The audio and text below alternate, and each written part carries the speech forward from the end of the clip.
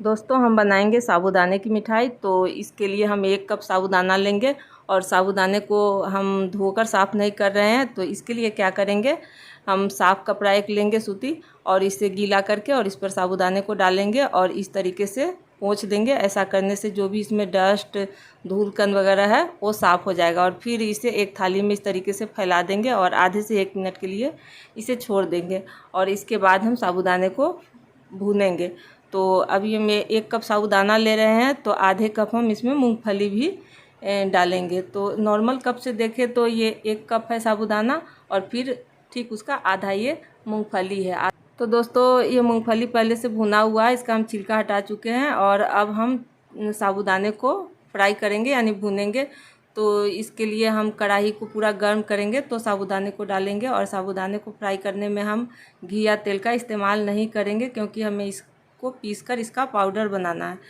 तो चलिए साबूदाने को हम इसी तरह चलाते हुए फ्राई कर लेंगे। आप देख सकते हैं पूरा खिल गया है, ये 2 गुना भी हो गया है। तो आप देख सकते हैं ये पूरा पॉपकॉर्न की तरह खिल गया है।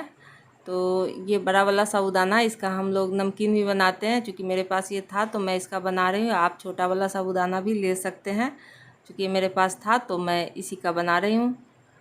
तो दोस्तों साबूदाना पूरा भून चुका है। अब हम क्या करेंगे, गैस को ऑफ कर देंगे और साबूदाने को एक प्लेट में निकाल लेंगे और इसे हम साइड में कर देंगे ठंडा होने। लेकिन अभी हम चेक कर लेते हैं कि साबूदाना हमारा अच्छे से भुना है कि नहीं। तो एक साबूदाने को इस तरीके से दबाएंगे, जब ये चूरा हो जाएगा तो समझ लें कि साबूदाना अच्छे से भून चुका है। अब हम क्या करेंगे, आधा लीटर दूध लेंगे और दूध में हम मिलाएंगे 1 कप मिल्क पाउडर। तो मिल्क पाउडर को हम ठंडे दूध में ही मिलाएंगे क्योंकि जब हम गर्म दूध में मिल्क पाउडर को डालेंगे तो फिर गुठली बनने के चांस रहते हैं। और मिल्क पाउडर हम थोड़े थोड़े से ही डालेंगे, एक बार में सारा नहीं डालेंगे, नहीं तो मिलाने में दिक्कत आएगी। तो थोड़े थोड़े से डाल करके इस तरीके से हम मिलाएंगे। और अभी चूल्हा भी ऑफ है हमारा। तो चलिए सारे मिल्क पाउडर को हम मिला लेते हैं इसी तरह से चलाते हुए। और ये मिल्क पाउडर हम इसलिए डाल रहे हैं कि दूध में थोड़ा सा थिकनेस आ जाए और फिर इस मिठाई में मावा वाला टेस्ट भी आए। अगर आपके पास मावा है तो वो भी डाल सकते हैं या फिर पनीर है तो उसे भी आप कद्दूकस करके इसमें डाल सकते हैं। तो चलिए ये अब चूल्हे को ऑन करते हैं और दूध को हम उबालते हैं। तो इसी तरह चलाते हुए दूध को उबालेंगे और दूध को गाढ़ा भी हम करेंगे। तो आप देख सकते हैं थोड़ी देर में ये उबलने लगा है और हम चलाना बिल्कुल भी बंद नहीं करेंगे, हम लगातार चलाते रहेंगे क्योंकि इसमें हम मिल्क पाउडर डाले हुए हैं। तो ये पेंदी में लग भी सकता है यानी तली में लग सकता है। तो इसी तरह चलाते हुए हम दूध को गाढ़ा करेंगे। दूध को हमें ज़्यादा जलाना नहीं है, बस इसे ठीक करना है। तो अब थोड़ी देर में ये बिल्कुल गाढ़ा हो गया है और आप देख सकते हैं इसका कलर भी चेंज हो गया है। तो अब हमें इससे ज़्यादा कम नहीं करना है दूध को। अब यहीं पे हम क्या करेंगे, चूल्हे को ऑफ कर देंगे और फिर चलते हैं साबूदाने को हम पीस लेते हैं, इसका पाउडर बनाएंगे।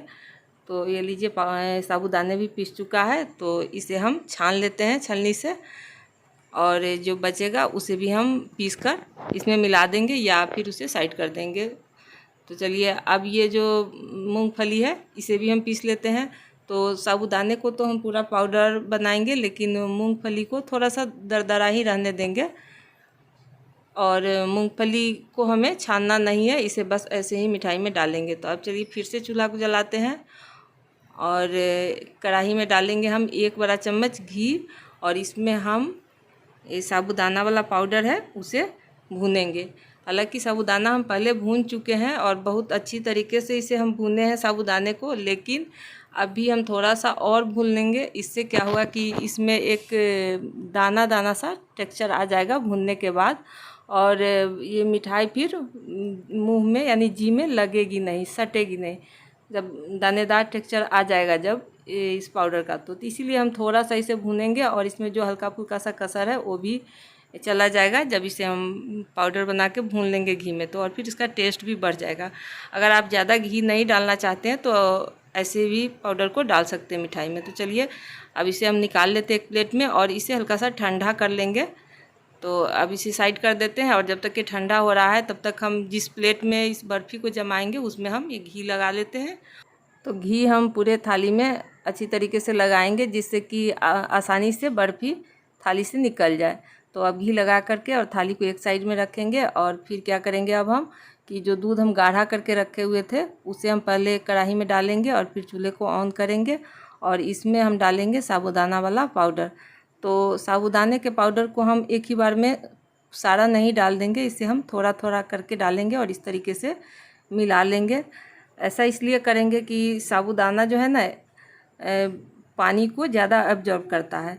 तो हम साबूदाना थोड़े से डालेंगे और फिर हम ये मूंगफली वाला पाउडर जो है उसे डाल देंगे और फिर इसे पहले हम मिला लेते हैं। अगर ये ज़्यादा थिक हो जाएगा तो फिर हम साबूदाने वाला पाउडर और नहीं डालेंगे, लेकिन अब लग रहा है कि थोड़ा सा और डलेगा साबूदाना का पाउडर, तो हम डाल ही देते हैं सारे पाउडर को और सबको मिला लेते हैं।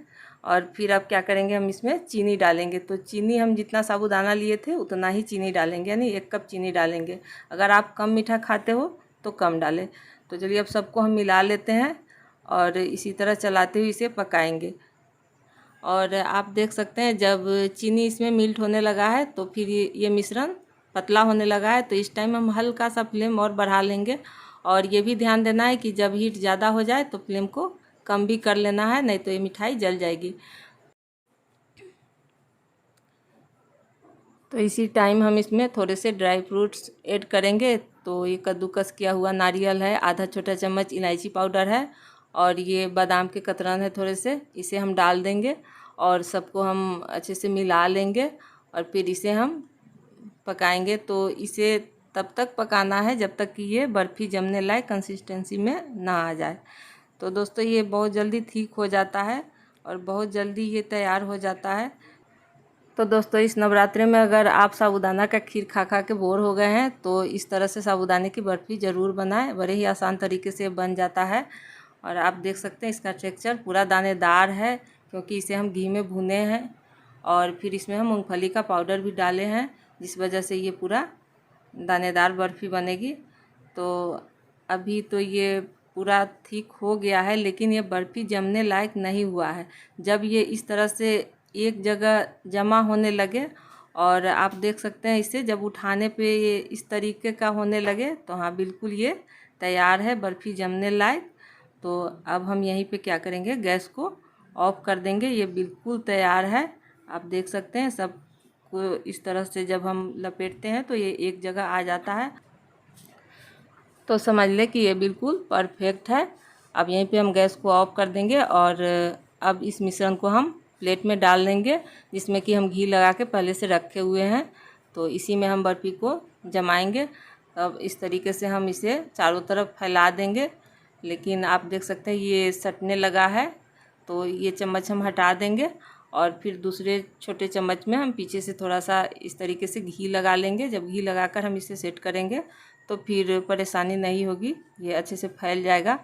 तो बस इतना ही मोटा हम इसे सेट कर लेंगे और फिर इसके ऊपर से हम थोड़े से ड्राई फ्रूट्स के कतरन डाल देंगे, जिससे कि ये दिखने में सुंदर लगेगा। तो ये थोड़े से कटे हुए बादाम है, फिर थोड़े से कटे हुए पिस्ता हम डाल देंगे। आपको जो भी ड्राई फ्रूट्स पसंद है वो आप डाल सकते हैं, काजू वगैरह भी डाल सकते हैं काट कर।